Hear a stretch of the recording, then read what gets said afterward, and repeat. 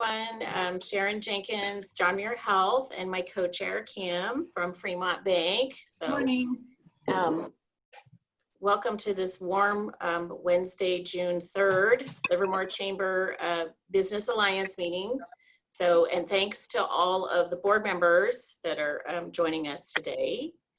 And so exciting that we have Senator Glazer here with us today, and we're going to go ahead and get started because he needs to go ahead and brief us on some things and let us know what's going on. He's our featured speaker today. So we're going to be listening to him, and then he's got to sign off, right, Don? And then we're going to roll, have the reports at the end. So welcome, Senator Glazer, to the Livermore Chamber of Commerce Business Alliance meeting. Thank you. Where is he? There he is. Okay. Don, do you want to ask everybody to mute their phones? Yeah, I'm trying to see if I can mute everyone, but yes, if you wouldn't mind muting your sound, your audio, that would be great. And then when we get to the Q&A, so we're not talking over each other, you can hit the icon to raise your hand, and then we'll go ahead and let you ask your question, or you can put it in the chat, and then we'll ask it for you. Okay. Thank you. Get going. Senator Glazer.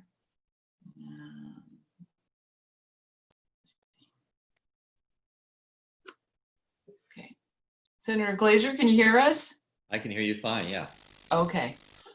Yeah, I was trying to figure out a way how I could manage everyone. Oh, here comes somebody else. But thank you for joining us. You're very welcome. Good morning, everyone.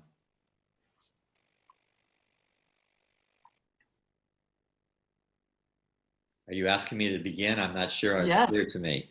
Yes. Yeah, I know. Yes, please do. And people are still coming in, so I'll just keep admitting them as they arrive. All right. Well, good morning, everybody. Appreciate the opportunity to talk to you.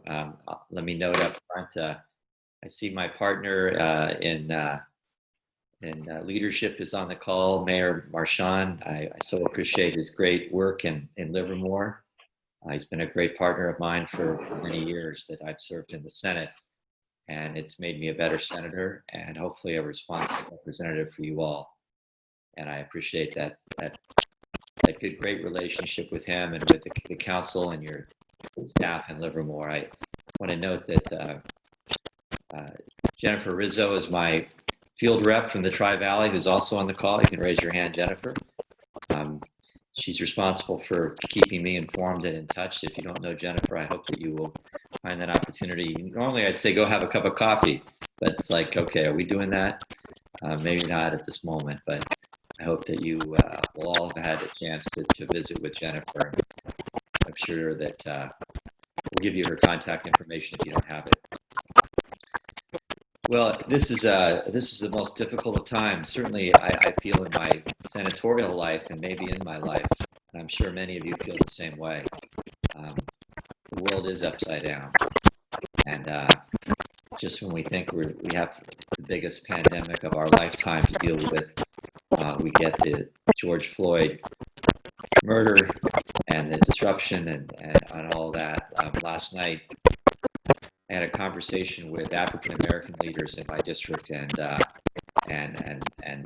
some police representatives to talk about the state of race, talk about the demonstrations, to try to create understanding about what is going on.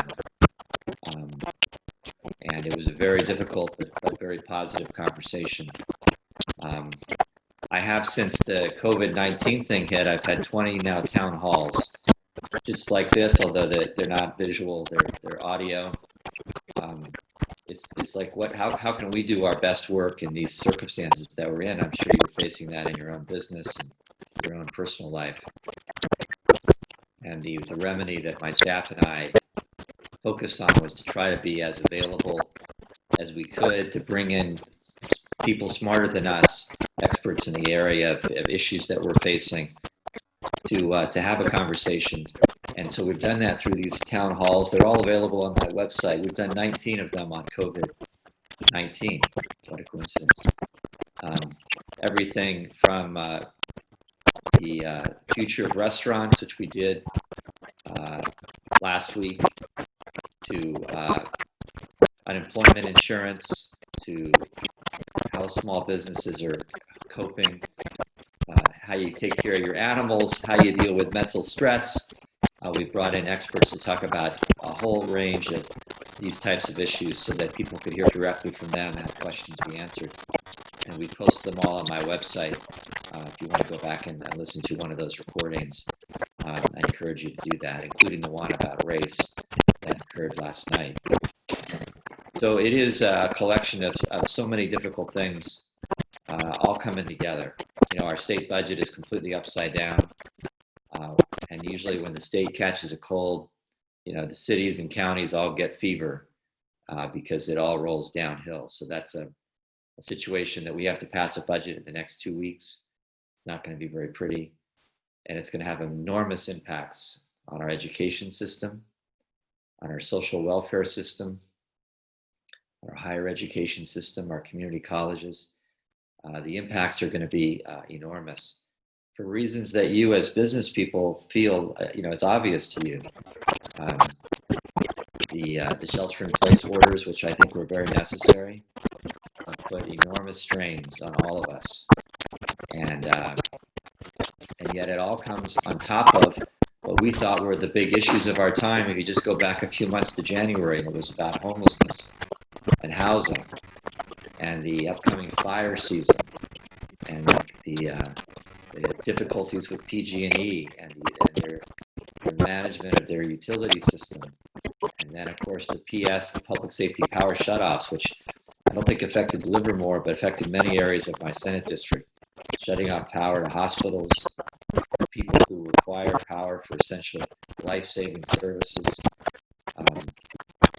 So there's just so much going on. And of course, all wrapped up into this very small little thing called a presidential election. Am I getting you all uplifted this morning? I mean, is this just getting everybody really excited? Just a little presidential election deciding the leadership of our country.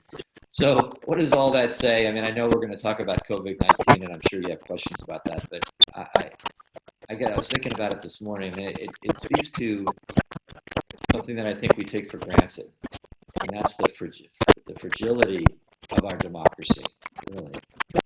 It's an easy thing to say, and it's a profoundly hard thing to absorb, but, you know, America is, what, 243 years old, young democracy. And you can see how things can be destabilized pretty easily, pretty quickly.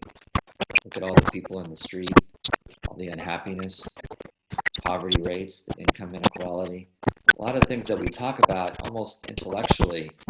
I think we're feeling it a lot more in our soul and in our heart now. And that's a lot, it's a lot to absorb, but the last words of George Floyd were a lot to absorb too. I can't breathe. And they're haunting. And much different than I was in LA during the Rodney King beating. And I don't know, this feels a lot different to me. A lot more deep. And so these are challenging questions that we're facing. They're not small ones. And for all the people that are angry, you know, where is that anger focused? Where are the constructive spaces for it to go? And all of this, you know, affects all of our lives. It affects your businesses. It affects how we deal with this pandemic. It's all very interconnected to us, and they're very deep and profound questions and challenges. My voice is your voice. I appreciate, and I know we'll have a conversation now about things that are on your mind, but we have to continue to promote civility, the rule of law, constructive engagement. We have to find ways to bring people together, even when our windows are getting smashed on our stores. and it doesn't seem to all make a lot of sense. But I know that you're engaged. You're here this morning because you care, and you're trying to find that pathway for your world, your business, your personal life. And it's hard to juggle. Look, we're all sitting at home. I'm trying to think about all these issues, and I get a text from my wife this morning. I thought she was sleeping. She said, "Steve, don't forget you have to fix the toilet today." Oh my gosh. Okay. So we're all juggling a lot of stuff. But I appreciate the opportunity to talk with you and to have the dialogue, and that I can learn from what you're thinking and feeling, and I can continue to do my best work for you. So thank you for the opportunity to talk with you.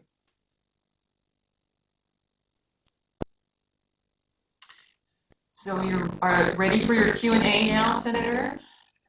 We have Ken Bradley. All I know is it's keeping me from fixing the toilet, so just go on. Oh, that'll probably be the easiest thing you do all day long, fixing the toilet. Those things are always difficult. They seem so simple that they're never so easy. It's like, just change the light bulb. You think, oh, I can change the light bulb, but then you get the little leak and you can't find where it's coming from. And I'm boring you, but okay. Yeah. I know your questions will probably be easier than. Okay. So Ken, if you want to unmute yourself and ask your question to the senator. Okay. I've got a couple and I'll put them all at once and get it over with. And if you wouldn't mind, when you ask your questions, if you could identify your affiliation, your business. Okay. To the senator, he doesn't necessarily know who all of you are. He's familiar with some of you. Go ahead, Ken.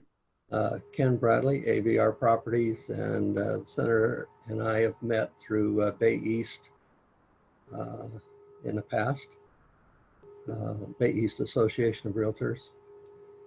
But I'm wondering what happened to the Constitution, Article 1, Section 10, where it says no state shall pass any law. There's a few others that can't do coinage, but pass any law impairing the obligation of contracts. And of course, I have a lot of contracts which have been definitely impaired. I can't collect rent, I can't evict. So what's happening to the Constitution? And the second part is, there's only three parts. Second part is, it looks like the Assembly keeps pushing more of their legislative powers away. They don't want to work. They've given the Supreme Court Justice extraordinary powers, emergency, and they have Assembly Bill 3366, I think it is, that will give her even more power. And it seems like the legislature would want to do the legislation and not let the governor and the Supreme Court Justice do it all. And then thirdly, I keep wondering why the people that issued all the orders that prevent people from working still get to cash a paycheck while they're keeping other people from working. He doesn't have to answer that one. Thank you. Well, gosh, Ken, you're making this easy. It's nice to see you, and of course, I love all my engagements with the East Bay Realtors, and such a good group. So let me take them one at a time. The contracts issue is legislation that's, I believe, sponsored by Senator Wiener. It's just been heard in its first committee, I think last week, and was passed on. I think it goes to the Senate Appropriations Committee, which I'm not a member of, and then it will go to the floor of the Senate if it's still alive. So I am generally familiar with the issue. It would allow someone to, in essence, void a contract under the grounds of COVID-19. It's a dramatic remedy with great consequences. Not just constitutional questions, which you have raised, but appropriateness. Is that what the state should be doing in that, and interfering and getting in the way of that that contractual agreement. I know that the author's intentions are good ones, but the remedy is drastic. I've not taken a position on it yet. I don't know if it will get to the Senate floor, but I appreciate your feedback on that. The second issue is the power of the Supreme Court. I'm not really familiar with AB 3366. Assembly bills, their House of Origin deadline to get out of their House comes up later this month. Those matters may not come to the Senate, and that's to be seen. But let me speak more broadly to the issue of the state's response to COVID-19 and how we have been able to function under a state of emergency for these past two and a half months. We are in a state of emergency. It has required extraordinary actions by the governor to respond to it in a situation in which the legislature is hampered because of our limitations in our ability to meet. We are a third branch of government, and the same issue has come into play in regard to the courts, the other branch of government, and the ability of the courts to do their work under the law and under the Constitution. And that includes provisions that require a speedy trial and a variety of other mandates that are very difficult to undertake in a pandemic. So the governor, through executive order, and that's the power he has in these circumstances, has given the court, Chief Justice, and their governing council more leeway to try to manage the requirements of our legal system during this time. And so I'm not familiar with that bill. And I know that, none of us are happy that we are not able to, at a moment's notice, exercise our oversight and our lawmaking responsibilities, which have been made more difficult by this virus, by this pandemic. So we are trying to carve our course of responsibility. The Senate came back in session 3 weeks ago, arguably maybe in a circumstance that is not healthy. It meant that all of us had to leave our homes and potentially expose not just ourselves, but our family and everyone that's living with us to the virus. But the Assembly and the Senate have called us back, and so we have tried to undertake our responsibilities as members of these committees that are hearing these issues over the last 3 weeks. Plan, I think, is to have a full floor session of the Senate next week, and that'll be the first one in 3 months. So we're trying to undertake our responsibility in these very difficult circumstances, and I appreciate the concern that you have about unfettered power, in this case, the courts, but it's something that our laws do provide for, and we're trying to manage around. So thank you, Ken, for your questions.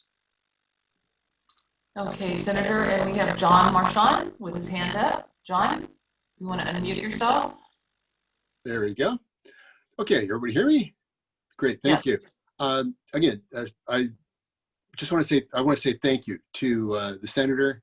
One of the first calls that I got when everything was falling apart this week was from Jennifer Rizzo. So thank you, Jennifer, for reaching out, just asking what they could do. And one of the things the senator did recently was donated 1,600 PR95 masks that we gave to our first responders. So thank you to the senator for looking after my community. Thank you for your proactive efforts. And I also sincerely appreciate the collaboration and the working relationship that we have had. And I appreciate your commitment to the city of Livermore. And that's what I've got. Thank you. Yeah, thank you. Okay, and then we have some comments in the chat room here. Let's see here. Let's see. From Jeannie Haig, what is the main takeaway from last night's forum? Wow, well, that's an easy question and a hard one to answer. You should go listen in to good conversation. I have a number of African-American council members, school board members, supervisor in my district. And I think that, boy, the takeaway, sum it up, there's a lot of misunderstanding from all sides about how the police do their work, and about the systemic racism that has been a part of our criminal justice system for decades and decades, and that we haven't really rectified that in substantial ways. And I think there's a commitment on all parts to try to dig down and identify places that we can, whether it's in training, whether it's in diversity in leadership of law enforcement, diversity of membership of in law enforcement, that there needs to be stronger levels of accountability for when things aren't going right. That I think many people spoke to the misrepresentation of the peaceful protests that are going on that have been mislabeled because of the acts of few to vandalize and to loot. There's anger that expressions of free speech have gone and interfered with by actions of within communities. So it was an airing, I would say, of a lot of that anger and fear and confusion. The police chief from Brentwood came on, and it was really fantastic. He took every question, and those he couldn't answer, he owned up to, and he did a great job of explaining from a law enforcement officer's point of view how they've tried to do their work. He personally went out and met with demonstrators in Brentwood 3 days ago, as did the police chief from Oakley, got on a knee, embraced and hugged many of the demonstrators to show his connection to their voice. So we've seen some extraordinary law enforcement efforts to listen and to become partners in that anger at what we all saw in Minneapolis. So that's a flavor for it. You can only go and listen to yourself and hear their own voices. But I think it's a recognition by me that I don't have all the answers, and there's a lot for me to understand and to learn from all of you and from my colleagues, certainly my African American colleagues in leadership in our communities, as well as the broader community. So that's a flavor for the conversation, and a good one to have. I'm glad I did it, and I'm hoping to have a lot more of them in the coming weeks. Okay, and then we have Philomena with her hand up. Philomena, you want to unmute yourself? Thank you, Don. Good morning, everyone. Senator Glazer, thank you for being here. I am with the Livermore Valley Joint Unified School District, and I've had the opportunity to hear you speak on a number of occasions, so thank you again. My question, as you can probably anticipate, is can you provide any hope for more educational funding than what we're hearing? Yeah, thank you, Philomena. Thank you for your service. Really, there's so many places that you could just sit down and cry about. And certainly what's happening in our schools is one of those places. The Senate has put forth so the governor came out with his revised budget in May, just to give you some of the foundation here. Both the Assembly and the Senate have done our own work on his proposed budget. We have fundamentally changed some of the assumptions that he's put forward about when and where and what kind of federal help we're going to receive in that fiscal year, which for the state of California begins July 1st. The governor proposed some substantial cuts in the billions of dollars to our schools, with the hope that if federal money comes through in September and October, they would be reversed. The Senate plan at the moment is to do the opposite, that we would replace those monies, those billions of dollars now, allow the schools to have substantially less reductions, and hope that the federal money comes through. And if it doesn't, that will create an enormous domino effect of impacts through the rest of the school year. Reasonable people can look at this issue differently. But the Senate plan, at least as it goes forward to what used to be called conference committee, where it gets reconciled with the Assembly, the Senate architecture would save the schools billions of dollars from what was proposed from the governor, at least in the short term. And so we're now in negotiations with the Assembly on that, and then ultimately with the governor to see which financial plan going forward is going to be in effect, and that will have significant impacts on the whole education system and certainly at the schools. So that's not a detailed answer to your question, but it is the structure in which we're now engaging, and why, at least at the moment, the Senate plan is one in which will not hurt the schools as much. And nevertheless, the impacts are profound, and your ability to educate our kids is, I'm sure, a leadership question of the highest order.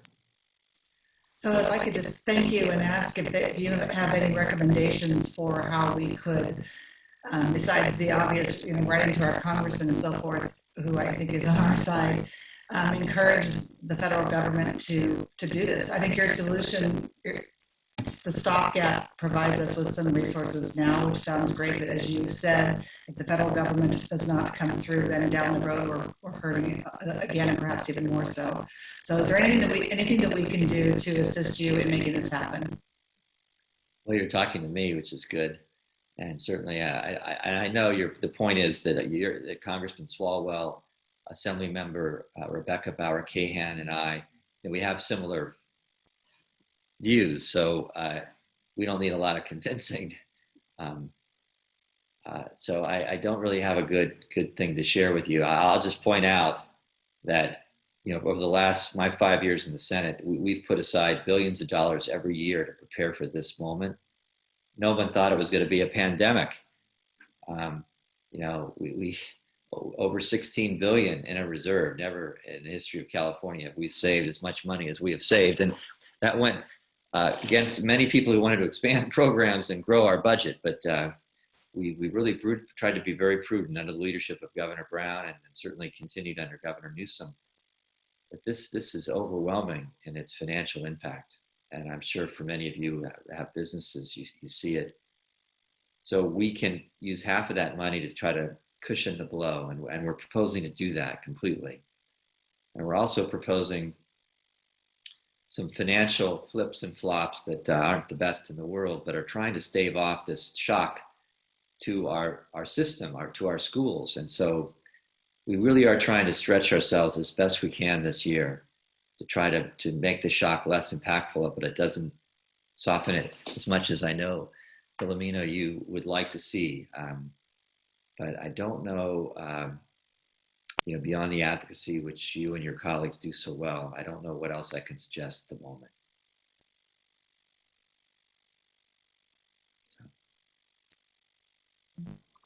Right, we have a question from Tracy Farhad with the Visit Tri-Valley. Let me read that to you. What can the travel industry in the Tri-Valley do to assist you and the public health department to allow visitors, both leisure and corporate, to bring essential tax dollars and spending to this low COVID-19 part of your district? We are not Oakland or Fremont, and 60% of employees have lost their jobs. Well, thank you, Tracy. Yeah, this whole COVID-19 issue is it's a perplexing one, because it's about managing risk, and risk of exposure, risk that someone who is sick cannot get the best treatment possible through our healthcare systems. Who wouldn't want to open things up, right? I mean, it's the easiest choice in the world to do that. I actually think it's a harder choice than closing things down, because it is about managing risk, and it's about managing spread, and at what level is that acceptable to you and to others. And the challenge in the travel space is that we know that to manage risk means to manage exposure, which means that that the more it's contained, the less spread, the less people will get sick. And unfortunately, in the travel space, it works against on a lot of different levels. It brings people from out of town, so we're not containing our ability to contact, trace, and quarantine will be put under pressure from someone who brings a virus into our community, or vice versa, takes a virus out back to where they live. There's so many things in our area, our wonderful Livermore wine region. It's an attractive, it's great attraction for people to want to come and enjoy. And in Napa, Sonoma, and Livermore, we're all wrestling with this question of why not reopen the tasting rooms? We can have physical separation. We can do the things to manage that risk. And on one level, that's absolutely right. But on the other level, it's creating an attraction from others to come from far away to enjoy that activity. That is why so many of the resort towns in California have asked people to stay away. They don't have the healthcare system to manage exposure, and it creates this difficulty in track and trace for those who are sick. Part of the problem that we faced with the coronavirus is that we never had in place the public health systems to test, to track, trace, and quarantine people who got sick. And if you look at countries around the world who have managed this pandemic with substantially lower death rates and infection rates, it's those who had those public health systems in place. And we did not. We all have to own up to that. We did not. And we still are struggling to get enough tests available so that we can monitor people's infections and manage the spread so we can be minimized. And we're starting even able to do that yet. And so this idea of opening up quickly in the travel space and many others is very, very problematic because of those elements. And it means that those types of crowd activities, travel activities, are going to be one of the last things, I think, that are going to limit our movement. And listen, if you go back and you look at the last pandemic, Spanish flu, in 1917, 18, 19, you will see that the biggest healthcare impacts from that pandemic was not the first wave, one that we're experiencing today, but was many times worse in the second and the third waves. We still have over 114,000 people in California who have tested for the COVID-19. We've already experienced 4,000 deaths. We've had in our hospitals in California, even with shelter in place, we've had between 4,300 and 4,700 people hospitalized, even with shelter in place. That at this point in time, with all the restrictions that we have put in our world, we are still not eliminating the virus. And we are at a plateau. It's declined, but we are still at a very high plateau of infection and risk. And so maybe if you're seeing in what I've been writing and saying about it, the San Francisco Chronicle had an editorial this weekend that mentioned the questions that I've been asking, pesky questions. You'll know that I'm very reluctant to see us move very quickly out of shelter in place when, number one, we're still blind to how people are being infected, still don't have honest data about where people are getting infected. We don't have the testing and track and trace systems in place that are required to help contain it.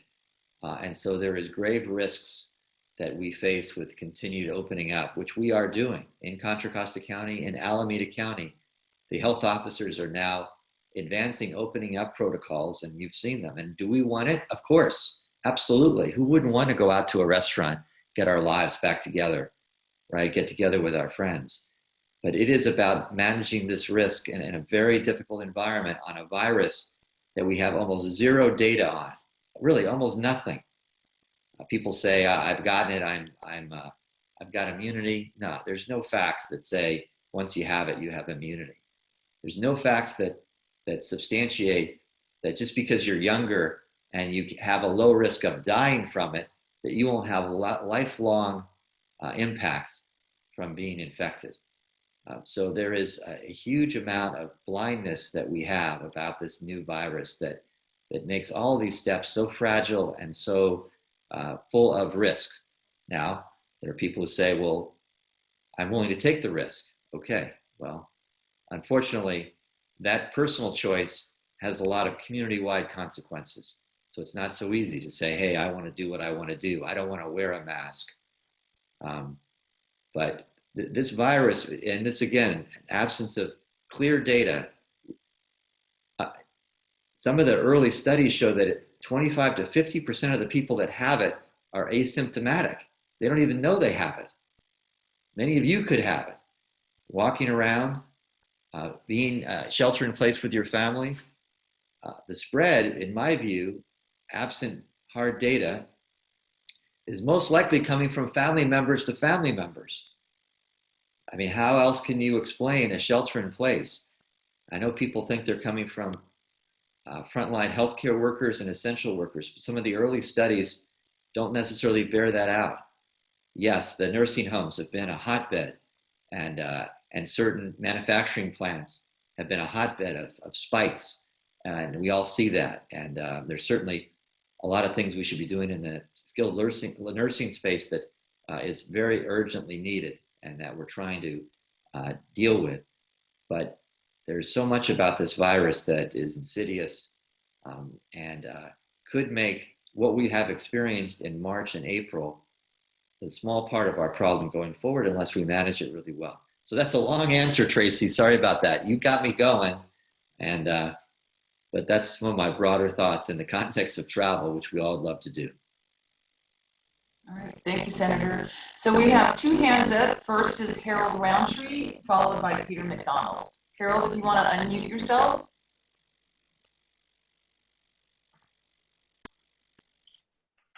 Okay, I've muted myself. Senator Glazer, so nice to hear your comments today.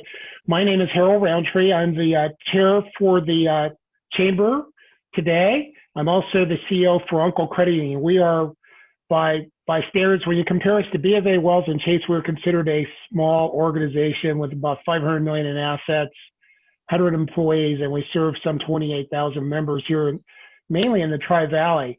And I believe Mr. Bradley's question regarding, I think it was on AB 2501, if I'm understanding, it's the same bill that provides for mortgage relief.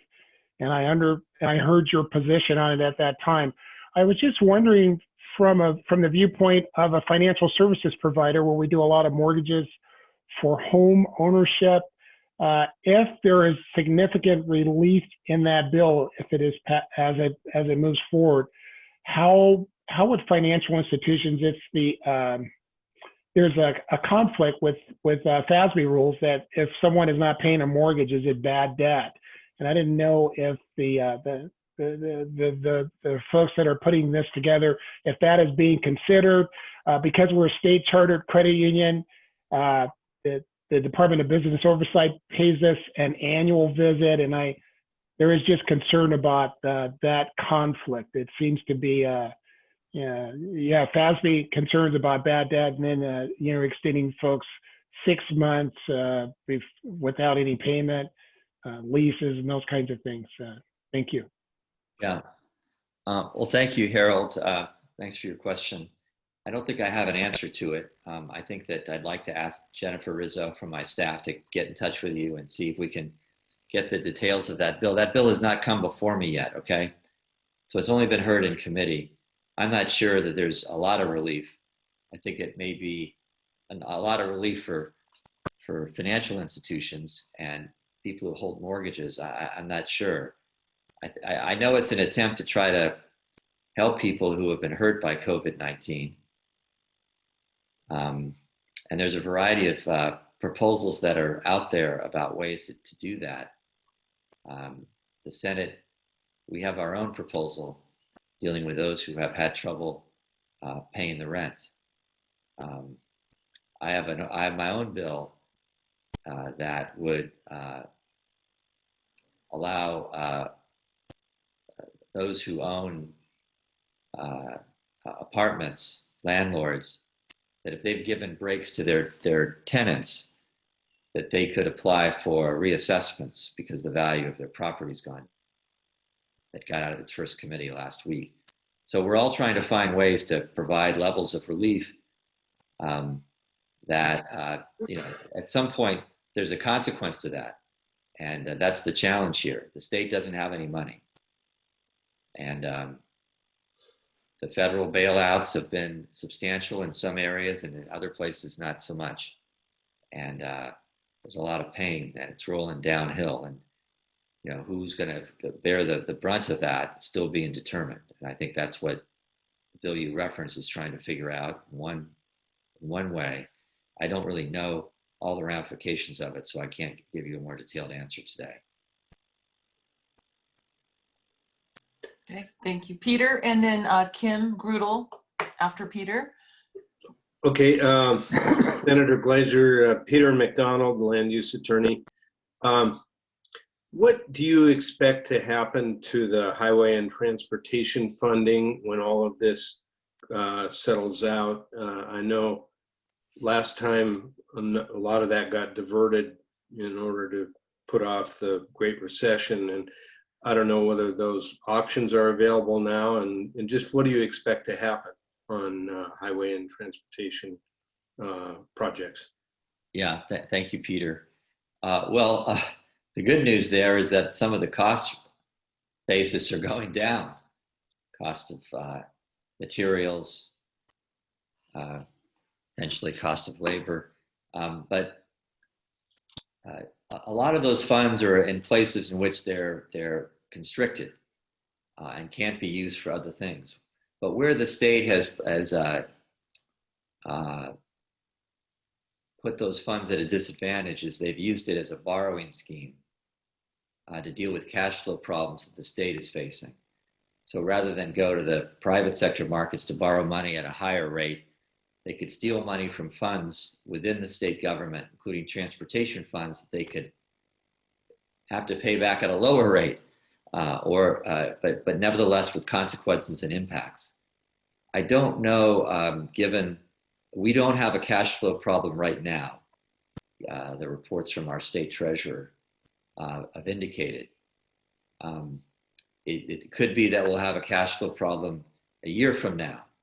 And so there is the potential for these what are called raids of special funds like transportation funds that could take place. And so we'll have to see whether those proposals are going to eventually come on the table. But at the moment, I have not heard of restrictions on those monies. Now, there are some transportation funds that people like me would like to raid, and that's on the high-speed rail. I'd love to have high-speed rail, but there's no financial plan that shows that system has the wherewithal to ever get even close to being completed. And we are using general fund monies that could be used for education, for social services. We are using that money right now, hundreds of millions of dollars for high-speed rail. So that's one place for me at least, and I know there'll be other people who have different opinions, which is fine. I would like to see diverted is not the right word. I'd like to have it recaptured to go for broader, more urgent needs that we face right now, and not go into a system that we all would love to see, but has no financial plan to get it even close to being completed. Thank you. Yeah, thank you very much, Peter. Okay, we have Kim Grudel and then followed by Lynn Seppala. Good morning, Senator. Thank you for being with us this morning. My question for you is, I work for Fremont Bank, and we recently had a coworker murdered after the zero bail ruling. So I'd like to encourage you to speak to the governor of the California Judicial Council on retracting the zero bail policy. We've seen crime increase, and this hit really close to home. And I'd really love to encourage you to put an end to that. Yeah, Kim, thank you. I'm sorry to hear about your friend. So part of the directive that the courts and the governor have issued is that they know that there is great potential for spread of COVID-19 in our jails. Any place where people are packed together in small spaces has that potential. And due to that concern, they've directed that certain crimes that have been committed, that people be not incarcerated, put in jail, but are freed under the requirements that they report for their hearings as they are set. And there have been cases in our area where people who have committed crimes have been freed and have gone out and committed crimes again that would not have happened. So there is some great concern about that. And I appreciate, Kim, the fact that it's hit close to home to you. I will note that on our November ballot is a measure that will address, and again, controversial on all sides, the issue of the reform of our bail system. That on one hand, there is a criticism of our current bail system that says that if you are someone of little means, that you will not be able to post bail, and therefore you will be unfairly discriminated against. That's on one side. On the other side, are those who feel that you're jeopardizing public safety. So it's going to be an interesting debate about that measure. I hope that we're all back to normal and we can have the typical debates that we like to see on these things. But I encourage you to pay attention to that. You'll all have the chance to weigh in with your views on it. Kim, thank you again for your question and your concern. Lynn? Steve, thank you for being here. Regarding testing and tracing, what are the relationship between the state, county, and city in terms of instituting programs? Thank you, Lynn. What's the coordination between the state, the county, and the cities on track and trace? So our counties, Alameda County is responsible for the healthcare delivery in Livermore and all the cities in the county.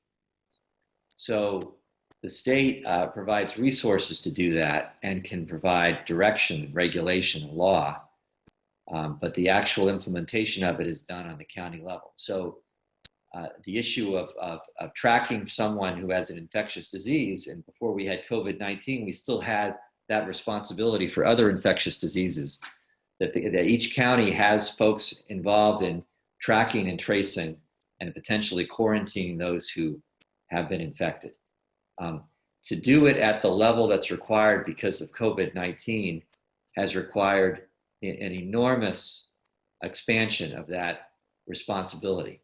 So it is a county responsibility, and that is who is in charge of it in Livermore and in the area. The city does not have that direct responsibility. Now, there are hospital systems, there are cities, and even the state is providing resources to enhance that testing program. And that's been valuable in terms of expanding our need to test. And then from there, track and trace and potentially quarantine. And so there have been partners that have come into that space to help the counties do that work better.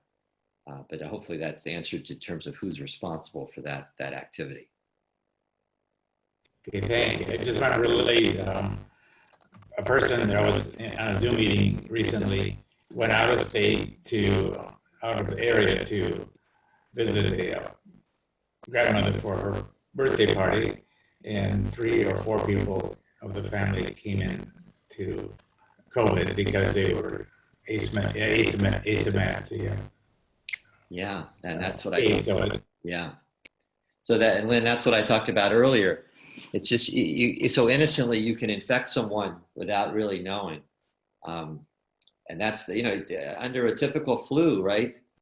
You'd feel it in a day. I don't feel well, I'm sneezing, I'm coughing, I have a temperature. And so you were sick under the typical influenza that we get every season. But this COVID-19 is a completely different beast. And we're still learning about it. And the data is short. But some of the early studies show how many people are asymptomatic. I got it, I didn't even know it. Never had a sneeze, never had a sore throat, never had experienced a lack of taste, the kinds of things that we know this virus can create. And that is what has made this so hard to close it down. And obviously the long term, we all hope for a vaccine. We have so many biotech companies in the Tri-Valley and all around California that are working so hard in their laboratories to try to figure that out. And so we are trying to manage risk at a time in which our hopefulness in terms of really getting back to a normal life requires that type of a vaccine to be tested and discovered and available, not just here in our community, but around the world. Okay, thank you, Senator. I think I only have 5 more minutes, so. Yes, you do. I don't see, are there any more questions for the senator? I think we've got,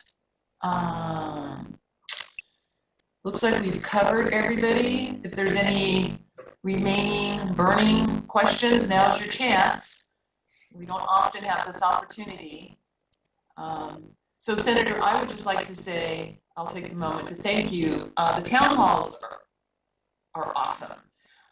The folks that you have on there for those specific topics are, they obviously understand the industries or the world in which they operate. So the information that comes out of those town halls is invaluable. And we are, pushing those out on our platforms just as soon as your staff sends them to us or we get the notifications to share that with people.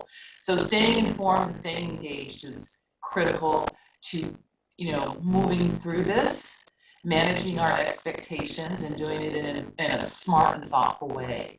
So thank you for doing that.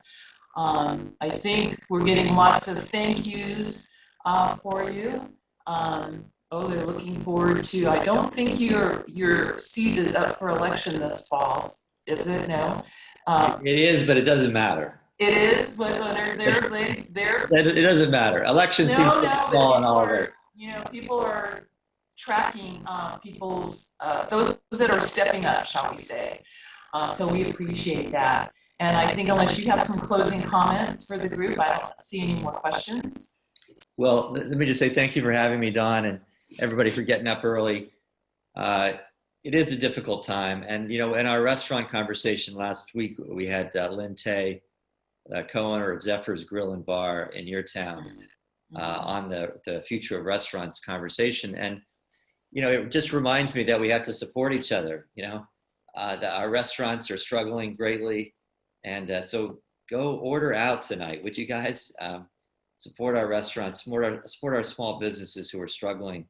We're gonna get through this. It's not gonna be easy. A lot of bumps and bruises, and we need to elevate our patience and our civility more than ever, given all that's going on. And that's not easy when the demands on each of you, personally, professionally, have been so great. But we have to go and draw out that reserve, and I try to remind myself of that as often as I can because it's just not easy. But we're, all of us are of good intentions, trying our best, going to make mistakes, going to say things that we shouldn't, but we have to just support each other. And I give you a big hug, which I can't do, but hopefully that my words have provided that hug about, being good to each other and getting through this and trying to quell our anger and our unhappiness, but look for the best side of things, and we'll get through this better. I know that for sure. So I want to thank you all. Remind you again that Jen Rizzo from my staff is my eyes and ears to stay in close touch with you. Please use her. Ask me questions through her. Ask for help through her. That's our job right now. Our job is to help you and help the mayor and the wonderful city of Livermore. That's what we're committed to doing, whether we're at home, even taking a break from fixing the toilet. That's what we have to do, and that's what we're committed to doing. Okay. Thank you, Senator. So thank you. Good luck with the toilet. Thank you, Senator. All right, thank you guys. Thank you. Okay. Okay. So that, you know, if nothing else, right? Senators, toilets break, right? Let's not forget, they're real people too. So, so on that note, thank you, Don. Thank you, Don, for lining the senator up. I think that was super timely. Yes, he and all the other leaders, they're trying to figure these things out. So what we're going to do now is we're going to go ahead and roll into reports, and I'm going to pass the baton over to my co-chair, Kim Gradell. I have to sign off, and so so goodbye this morning to everyone, Livermore Business Lines, and please be safe out there in the next couple of days. Okay, Kim, take it away. All right, thanks, Sharon. We'll start today with the mayor's report.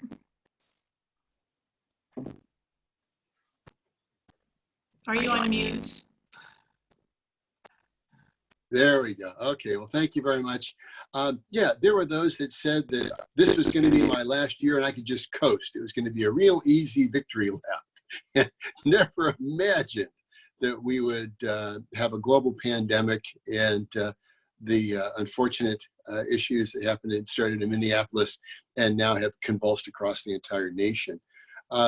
Locally, some of the good news that we have here, Stockman Park, they have started, they've resumed the construction on the park. That was something that construction had been halted in Livermore. They've imported soil for the turf area. The brick installation is continuing. The pilasters for the archway are installed. It's actually looking to be open, hopefully it'll be completed by the end of June. Looks like we may have an opening in July. We're not sure how big of a community event that's going to be. But as we reopen the downtown and reopen those flex spaces, there's been a lot of discussion about how we can increase the area in the downtown so that restaurants and shops can use those flex spaces and open out to allow for the social distancing. We've installed 15-minute parking areas around the city to allow folks to park, go in, get their takeout. As the senator said, get out there and support our local restaurants. This has been a great effort through our Department of Innovation and Economic Development. Has been working with the businesses. But it comes back to us to ensure that we continue to patronize our local businesses. The city produced 2 YouTube videos to reach out to the community. Those were put out by both the chamber and the city. We continue to put out information on Nextdoor. It's always been interesting to me how people can complain at the same time that they're getting too much information and that they're not getting enough information on the same subject at the same time. So it continues to be a challenge. This coming meeting, coming up on June 8th, the issue on whether or not to withdraw the initiative is going to be coming to the city council. This was the downtown initiative. This is not easy. This is not going to be a simple question. There were over 6,700 people that signed the initiative to go onto the ballot. There were full-page ads taken out demanding that people have the right to vote on this. And now the city has gotten a letter that one person is asking that 6,700 people be denied the right to vote on this initiative. So this is going to be an interesting question, because the city council put that on the ballot because we heard from the community that they wanted to vote on this. So now we're being asked to withdraw it, even though people have demanded the right to vote. There have been scores of letters to the editor, scores of emails. So this is not going to be an easy question. because people have demanded the right to vote. And now this initiative is being asked to be withdrawn. So we're going to be talking about that this coming meeting, this June 8th. It's an incredible time. We had a demonstration downtown, started out at the library. I spoke at it, and then it moved on to the flagpole. So our community is very engaged. The police department is very engaged. We have been very successful at keeping the lid on any of the social, any of the civil disobedience and any of the looting and rioting. You may have heard that there was a car dealership in San Leandro where over 70 cars were stolen in one night. But our police department is doing an absolutely remarkable job. So when you see our police officers out there, tell them thank you, because they really do a phenomenal job in protecting our community. So thanks a bunch, and I'll give it back to you, Kim. Thank you, Mayor. We're going to start with David first with the LARPD. He wasn't able to give his report last month, so I promised he could go first this month. David.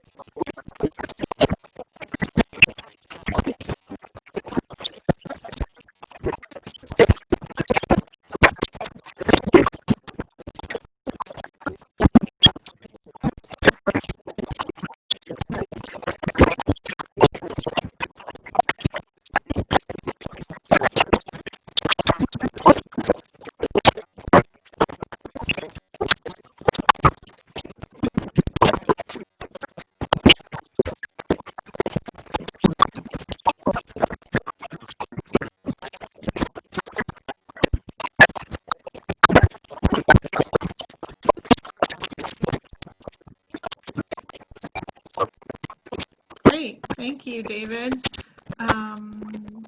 Is Ann White on the call today? Or Philomena, do you want to take it for school board? Thank you, Kimberly. Good morning, everyone, again. So this is a pretty exciting week in the Livermore School District. For the first time, we are having graduation and promotion in a very different way. And actually, I'm very proud of the way we are honoring our class of 2020 students. We have over 1,000 seniors graduating this year, and they are all being able to do so by going onto their high school campuses, receiving their diplomas. Actually, they're picking up their diplomas. They're wearing masks. Everybody's wearing masks. But they're able to go on in very physically distanced ways with their family members. Yesterday, Del Val and Vineyard graduates were able to do this. If you look at our Instagram, you'll see one of my favorite pictures. One of our Del Val graduates came to the school on her horse, only in Livermore, right? And then starting today, Livermore and Granada High Schools will take, over the course of 3 days, time for families to come to the school. Everything is so incredibly orchestrated. They park in numbered parking spaces. They go cone by cone by cone. They're going to be like 30 feet apart from anybody else. And they will have the opportunity to be on their high school fields as they hoped to be to receive their diplomas. So that's great. In groups of 20 at Granada, groups of 30 at Livermore High within about an hour. So there's a little bit of you can hear a cheering section off in the distance, but it's not going to be the same as it was. But I'm really grateful that we were able to do something in person for these kids, and a ton of planning has gone into this. So kudos to our administrators who in this heat are going to be outside all day for 3 days. Beyond that, our middle school students are going to be having slideshow videos as a virtual promotion, which is not as exciting, but honestly, it's still a really nice tribute. We did a similar tribute for our retirees this year. And honestly, it went over so well that we're all thinking we might just do this in the future. I mean, yes, we can get together, but just as a tribute to have the video is really fun. So I like that we are coming up with, silver linings in all of this. And then that's a good segue into the not so silver linings. We, as my question indicated, looking at humongous budget cuts over, like $13 million less than we thought we were going to have, which is a tremendous, tremendous amount. So our leadership is working with our bargaining units to see how we can, in fact, weather this. Nothing to report yet, but I have faith. We are all in this together, and I think we recognize that. And then one last thing that's probably on everybody's mind is what's going to happen on August 25th, the first day of school.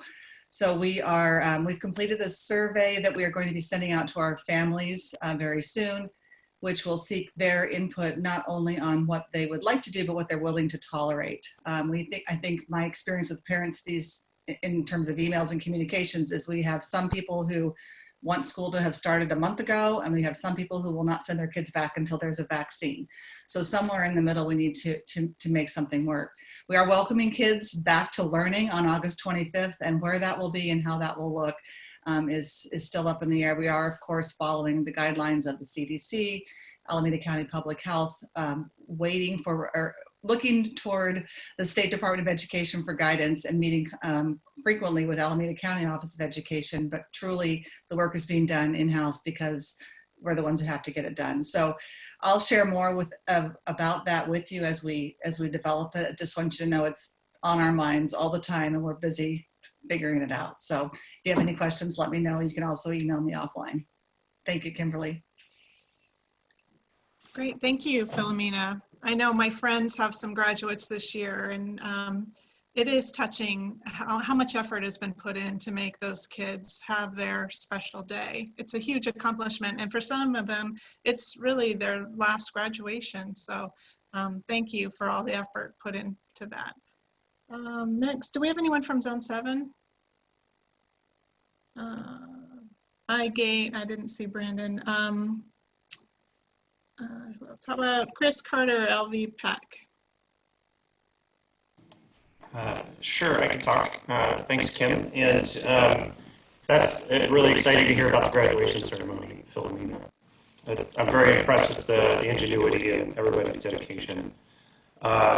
So we're still closed. Nothing really new. We closed on March 12th. When the governor issued the mandate of no events with more than 250 people. And we acted very quickly, which I think has helped us in the long run. We cut our expenses back as much as possible right away. The arts sector as a whole obviously has been hit pretty hard in this time. I just finished reading a white paper from UC Riverside analyzing everything, and there's a 54% drop in employment in the whole industry nationwide. Yet, in the state of California, the arts sector, arts and culture contributes about 7% to the overall economy, and so far has received about 1% of the aid with the PPP loans and some of the other government assistance programs. So there's a little bit of disparity there, but that's why we're so dependent on private donors and philanthropy and support, which obviously that's our primary source of revenue right now. Our staff has, currently we have about 9 staff working part-time to keep things going, and we are working on a phased reopening strategy. The tricky part right now is the timeline, because we're still unsure as to when that will be. We do know, as the senator said, we're kind of last in line as far as when we'll be able to fully reopen. But in the meantime, we are providing online art classes and camps, and we just announced a whole bunch on Monday, and we've had a very good response to that. We also had our membership drive, our annual membership drive in May, and it went very well. We had a matching goals.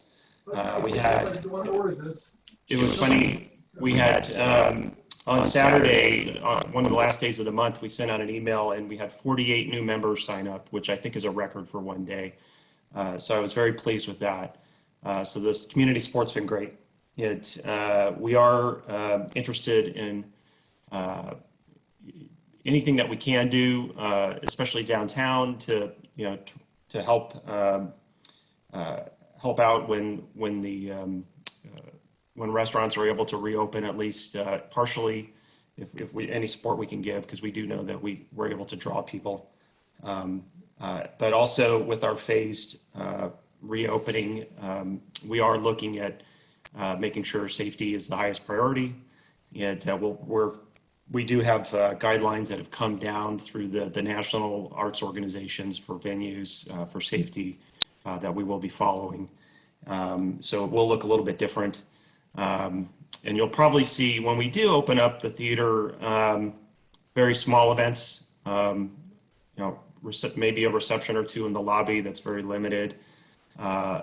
We might be showing some films like we've done, where you don't typically expect a lot of people and it's general admission and we can keep them safe and separated. Also, looking at HVAC systems and filters and cleaning systems and investing in other equipment as well to make sure that the space is safe for everybody. We have moved or canceled all of our performances through the end of July. We have a few left in August that are still scheduled, but I'm anticipating we'll move those and most of the fall events as well. We've been actively talking to the agents and the resident companies and the renters about that, including our gala, which was scheduled for September 12th, which is now moved to June 5th of next year. So it'll be a season-ending gala instead of a season opener. I have been in communication with most of our resident companies and encouraging them to help us provide content and still serve the community through the arts as best we can. So we're definitely trying to support them in their efforts. A lot of people have asked me about live streaming shows from the stage of the Bankhead, and we are interested in possibly doing that with local artists, which I would love to support. There are some licensing things that we need to consider as far as broadcasting and live streaming. So that's we're looking into that and making sure that legally that we're doing it appropriately. But our goal is to continue to have as much content and activity as possible during this time, even though it is very limited. Obviously, it's not enough to support a large building for a long period of time. So we are definitely looking forward to the days that we can open up again and open up fully. But we have been fortunate. We did, thanks to Fremont Bank, we did get the PPP loan. And we also just got this week the SBA disaster relief loan, the maximum amount that we were able to get. So very happy that we were able to get all of that, and the donor support has been very good. So I feel very confident that we'll be in pretty good shape as we come out of this. And the measures that we took early on were very helpful. Great, thanks, Chris. I know I'm looking forward to getting out again someday soon. Lynn, Livermore Cultural Arts Council. Thank you. Tuesday Tunes, as we know it in the past years, has been canceled, but Councilman Werner asked us to consider the possibility of having some kind of a concert, perhaps sometime later in the summer. We do have some fundings that we're holding right now, so we have the ability to pay for the entertainers. Thank you to Kimberly Grubel from Fremont Bank for one of them. I am an outgoing president. The new president, which she will be taking over in September, is Elizabeth Trutner, Beth Trutner from Trutner Law Firm and member of the Livermore Shakespeare Festival. And tonight we're meeting with the Zoom conference. And one of the topics will be, how are the arts organization handling and thinking about the civil unrest and what our responsibility is to do what we can to be a more inclusive organization. Thank you. Thank you, Lynn. I think that's everybody. Did I miss anything? And any other announcements you'd like to address to the group before we close? Well, Martha, we don't have a huge schedule to announce, but Martha, if you want to just give them an update on Chamber. Are you there, Martha? Yes, I am. Good morning, everyone. Good to see everyone. As Dawn said, we have a limited schedule, but we doesn't mean we have not been busy bees. We definitely have been, we've shifted our efforts and have done a lot of communication with our members on a daily basis. As you all know, and we announced last month, we have a specific website for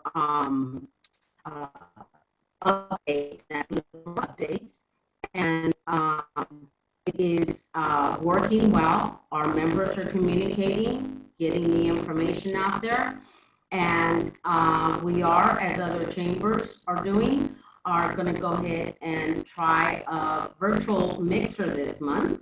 We'll keep you posted, and because we do want to see everyone, and you know, can't do it as we normally do, but it does help to bring some normalcy and at least touch base. And so stay tuned. All our information of everything that we're doing is coming to you all on a weekly basis and sometimes twice a week. And it's just so that we can keep you all informed. We hear that a lot of information is out there, but we're trying our best to keep that information all in one spot. And that's our effort every day, so that our members continue to say, this is where I get my information that I can trust. And we continue to do that. We do have something that we sent out this week, some masks that the county provided for us, face masks, and members are stopping by our office on curbside pickup. And so if you are in need of some face masks, let us know. And this is ongoing as supplies last. Excuse me. Sorry. But it is working. Yesterday, we had quite a bit of members stop by. We prepared packets. We put it in their car, mask and gloves on. And it was good to see our members. And we absolutely want them to know it is the chamber working for you. And we are continuing to do that. And keep us posted on anything that's going on with you. Next month, we most likely will keep this Zoom, as well as our ambassador club is meeting on Zoom meetings. So we are starting to, get the groups together, and the enthusiasm from our groups is amazing. The things we took for granted, right? So here we are, and thank you once again for your attention, and keep us posted on what's going on with you.